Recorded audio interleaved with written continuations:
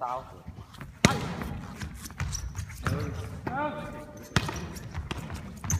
เบาเลยสองไป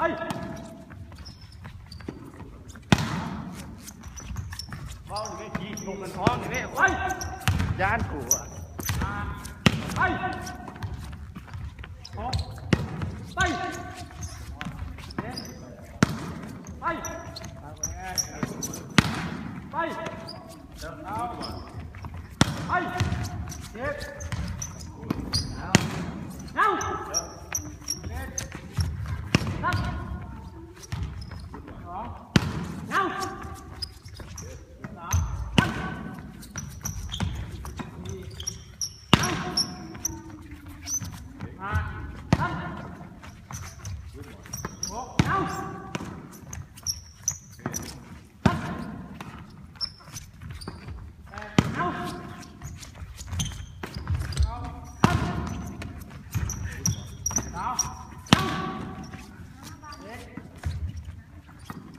เบิ่งเวลาเขาเจ้าไปฮอดตอนนั้น